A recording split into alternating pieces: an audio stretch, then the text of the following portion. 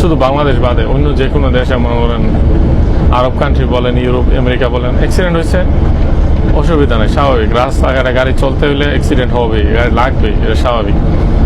তাহলে কি করে, দুনো পক্ষে থাকে, ওই অ্যাক্সিডেন্টের স্থলেই থাকে, ট্রাফিক পুলিশ আসে, আইসা এটা হেরা সমাধান করে, কেস লেখা নেওয়া যায়। পরবর্তীতে কেস অনুযায়ী রায় হয় যে কার কত পার্সেন্ট দোষ, কার কত পার্সেন্ট দোষ না।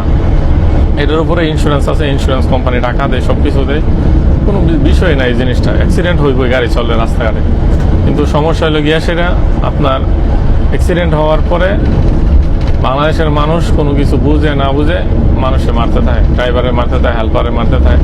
আর আমি এমনও ঘটনা শুনছি, আমার বলছে অনেক মানুষে বলছে যে গাড়ি অ্যাক্সিডেন্ট হওয়ার পরে আপনি চিন্তা করেন একটা জিনিস, ওই মানুষে বাঁচাইব, যে গাড়ি অ্যাক্সিডেন্ট হয়েছে, যাত্রীবাহী গাড়ি হোক বা যে কোনো গাড়ি হোক, একটা মানবতা একটা বিষয় আছে। ওইটা না করে মানুষ কি করে, মোবাইল, মানি ব্যাগ, টাকা পয়সা চুরি করার ধান্দায় থাকে। আর মালবাহী কোনো গাড়ি অ্যাক্সিডেন্ট হলে তো কোনো কথাই নেই।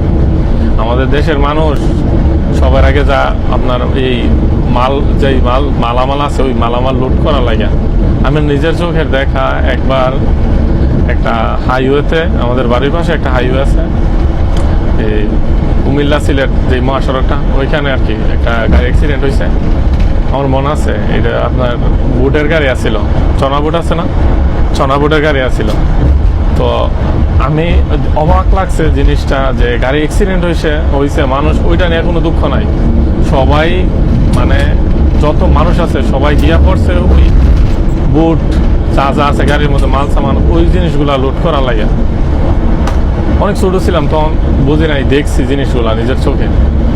মনের মধ্যে অনেক প্রশ্ন আছিল, অনেক সময় অনেক প্রশ্ন আছিল যে মানুষ গাড়ি অ্যাক্সিডেন্ট হয়েছে, মানুষ লুট করা লাগে কিরে যাইতেছে, এটা তো মনে করেন কোনো মানবতার ভিতরে পড়ে না। তারপর ধীরে ধীরে যখন বড় হয়েছি তখন বুঝতে পারছি যে আমাদের দেশের মানুষগুলো এরকম।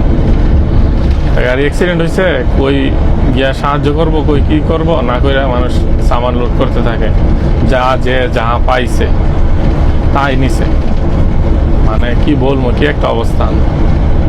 এইগুলা দেখতে দেখতেই বড় হয়েছি, এখনো আমাদের দেশের মানুষের কোনো পরিবর্তন নাই। এখনো যদি শিক্ষিত সমাজ, শিক্ষিত মানুষ, শিক্ষিত জেনারেশন আসার পরেও যদি এখনো দেশের এই পরিস্থিতি থাকে, তাহলে তো আর হইল না। তো যাই হোক, সবাই দোয়া করবেন।